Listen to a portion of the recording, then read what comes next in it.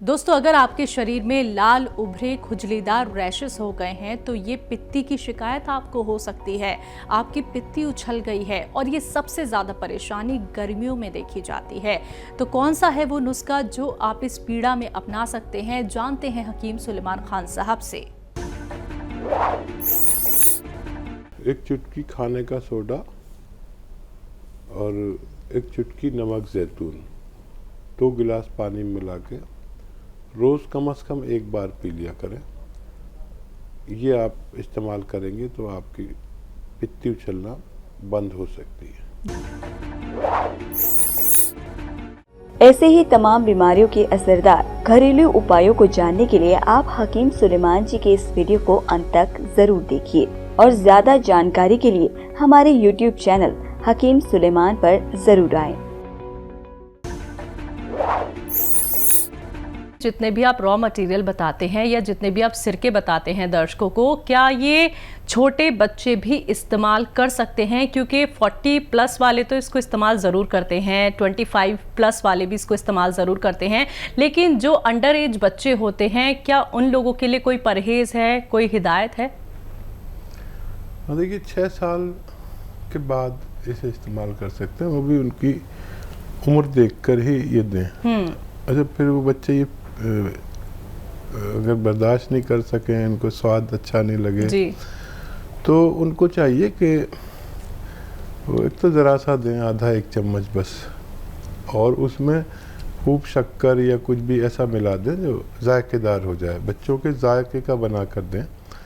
तो ये काफ़ी अगर बचपन में दिया जाए तो बहुत ज़्यादा फ़ायदा जिसम में वो बात पहले से ही पैदा कर देता है जो जवानी के बाद में आदमी जो बीमारियां आने को हों उनको भी रोक सकता है।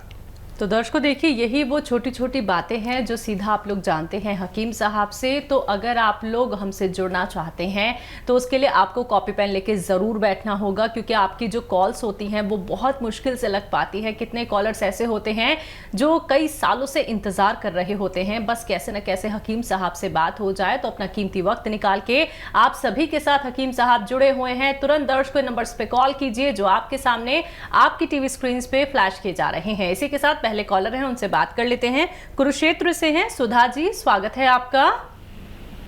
भाईजान 1001 टाइम सलाम आपको। आदाब। आपको भी सलाम। आदाब भैया, आदाब। आदाब आदाब। हाँ भैया, कैसे हो? मैं ठीक हूँ बहन, आप बताइए कैसी हैं? हाँ भाईजान, बस सबकी जो है ना फरमाइशें लेके आती हूँ आपके पास और सबकी इलाज करती हूँ और सब ठीक हो जाते हैं, मुझे दुआएं देते हैं। मैं कहती हूँ मेरा कोई इसलिए रोल नहीं है, ये सब मेरे भाईजान के नुस्खे हैं, उन्हीं का ही है सब कुछ, और उन्हीं को आशीर्वाद दो आप सब मिल करके, ताकि जो है ना मेरे भाईजानों की खूब लंबी उम्र हो जाए। हम सब बहनों की तो लगेगी। जैसे कहती करोड़ों लोगों की जो है ना भाईजान आप दुआएं लेते हैं, करोड़ों लोगों की। सचमुच आप लोगों की बदौलत, आप बहनों की बदौलत और भाइयों की बदौलत वाकई मैं सबकी दुआओं में रहता हूँ। बताइए क्या सवाल आपका, क्या प्रश्न है? सब दुआएं क्यों देंगे भाईजान, आपको काम इतना बढ़िया करते हो। अच्छा भाईजान, आप ये बताओ कि सुरनजान श्री ले सकते हैं सियागोन के साथ? 4 सवाल है भाईजान, छोटे छोटे ही हैं। ठीक है। सुरनजान श्री ले सकते हैं क्या? सियागोन ले रहे हैं? ठीक है। एक ठीक है भाईजान। एक ये है कि जो आपने मुझे नुस्खा बताया था, शॉर्ट अजवाइन और मीठा सोडा, जीरा उससे 300 ग्राम बताया था। पहले मैंने 200 ग्राम धनिया, 200 ग्राम जीरा डाला था, तो अब उसमें धनिया कितना मिलाऊं? एक ये सवाल। अच्छा, धनिया हम वजन कर लें, हम वजन कर लें, ठीक है भाईजान। और एक भाईजान ये बताओ, जैसे आप जैतून नमक लेती हूँ मैं अलग से, ठीक है, उसमें जैसे और चीजों के साथ भी आपने कल ही परसों ही बताया था कि जैतून नमक जो है ना उसमें अलसी में मिला के ले दो तो क्रिएटिनिन और लीवर वगैरह के लिए बहुत अच्छा रहता है। तो ये ले, जैसे हम सब चीज के साथ कोई भी चीज मिला करके लेते हैं तो उसका ज्यादा फायदा होता है, या फिर जैसे दवाई तो आपने बता दी इसके साथ लेनी है, तो वो और चीजों में फर्क पड़ता है या हम अलग से भी लें? ठीक है। बहुत अच्छा। और एक भाईजान ये, हाँ, और एक भाईजान चौथा सवाल ये, और एक छोटा सा और है, 5वां ही है। यूरिक एसिड के साथ भी यही है, जैसे मोरिंगा गोंद में भी यूरिक एसिड भी लेती हूँ और थायराइड की दवाई में भी लेती हूँ, और मैं मोरिंगा गोंद अलग से भी खाती हूँ। तो क्या मैं अलग से भी खाऊं इन सब चीजों के साथ ले रही हूँ? कोई ये तो नहीं कि ज्यादा हो जाएगा? और एक और आपने बताया था अभी कि आप जो है ना वो खाओ खजूर, तो मैंने अब खजूर खाने 2 शुरू कर दिए। तो गर्मियों में अखरोट खजूर जो आप बताते हैं तो अब ले सकते हैं जी? हाँ हाँ, ज़रूर ले सकते हैं। ये चीज़ें इतनी गर्म नहीं होती। जैसे मैंने बताया कि खजूर तो एक मल्टीविटामिन कैप्सूल है, और ये एक ऐसा कैप्सूल है जो आप ज़्यादा भी खा सकते हैं। मल्टीविटामिन आप एक खाते हैं ना तो आपका पेट बड़ा ख़राब हो जाता है। कोई भी मल्टीविटामिन कभी भी कोई खाएगा, क्योंकि उसमें लोहा होता है, फौलाद यानी, और बहुत सारे विटामिन्स होते हैं, बदबू बहुत आती है, और तो उसका पेट ख़राब हो जाता है। यहाँ तक कि अगर मैं भी लूँ तो मेरा भी पेट इम्प्रेस हो जाता है। लेकिन ये एक ऐसा मल्टीविटामिन है जो पेट ख़राब नहीं करता, बल्कि पेट ठीक करते हुए काम करता है। तो मल्टीविटामिन्स कहा जाता है। आप इसकी पूरी अगर फहरिस्त देखेंगे लिस्ट के इसमें क्या क्या है, और फिर आप एक मल्टीविटामिन्स के बारे में पढ़ेंगे तो बिल्कुल वही सब मिलेगा जो एक मल्टीविटामिन्स में मिलता है। और बताइए क्या सवाल? पहला सवाल था सुरंजान शीरी के साथ सिया गोंद ले सकते हैं?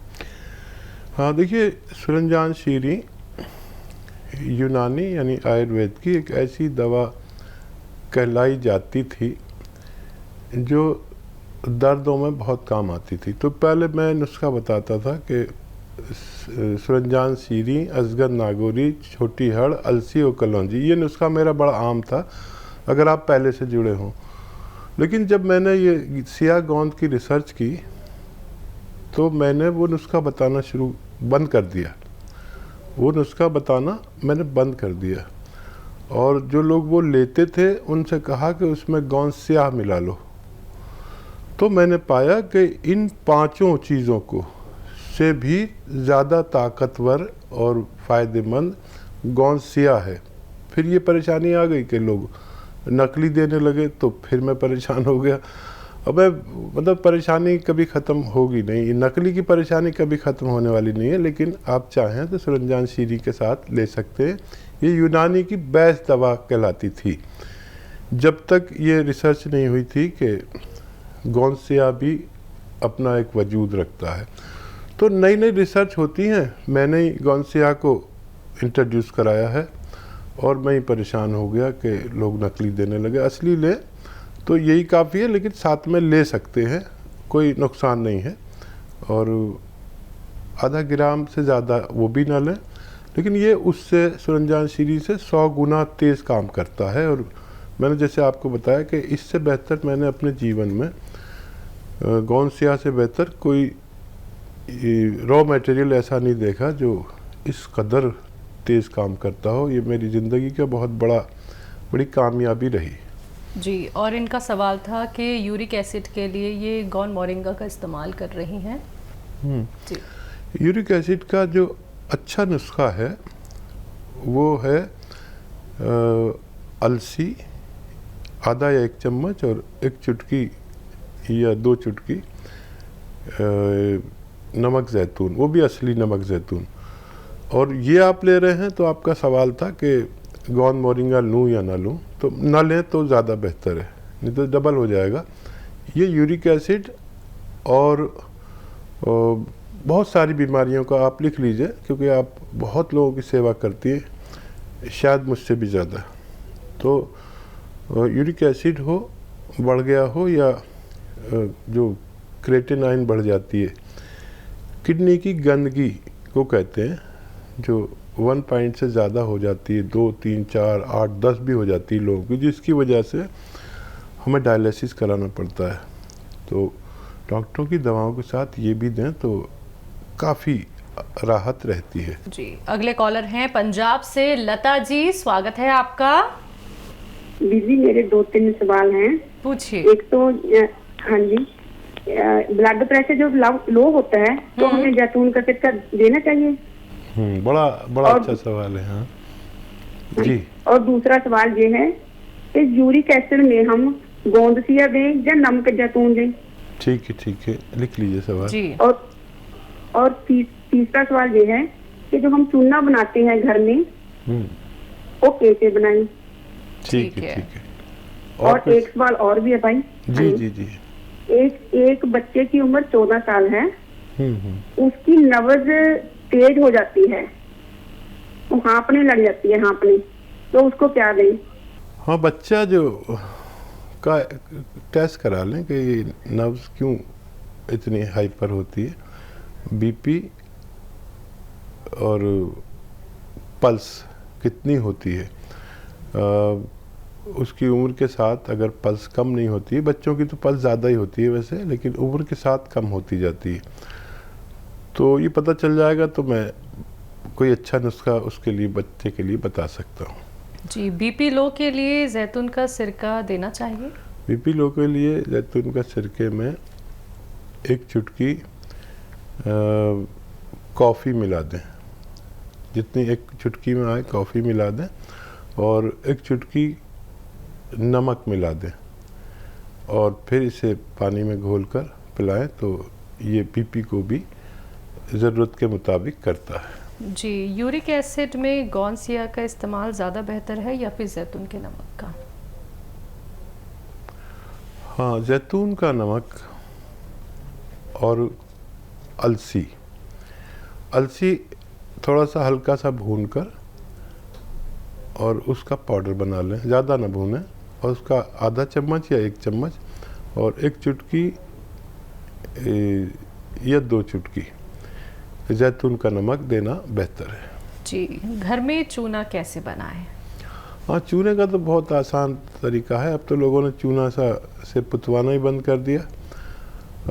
ये चूना आता है, पत्थर होता है, एक भुना हुआ पत्थर होता है, भट्टी में भूनते हैं पत्थर को, तो वो ऐसा हो जाता है कि अगर आप पानी में डालें तो थोड़ी देर तो शांत पड़ा रहेगा, फिर उसके बाद उसमें से धाम धूम ऐसा पटाखे से छूटने लगते हैं, थोड़ा दूर हो जाना वो आँखों में भी आ जाता है।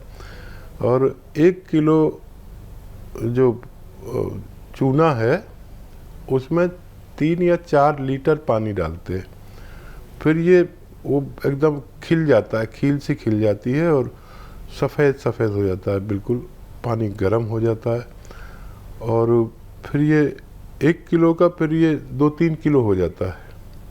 अब इसे शांत होने दें और इसको फिर छान लेते हैं बारीक छलनी में, या अगर उसे बारीक करना है तो उसे छान लेना चाहिए, क्योंकि उसमें पत्थर बच जाते हैं, कुछ पत्थर ऐसे होते हैं कि पत्थर ही रह जाते हैं, वो चूना नहीं बन पाते, तो फिर उसे इस्तेमाल कर सकते हैं। ये बहुत सस्ता नुस्खा है, और ये है दरअसल प्योर कैल्शियम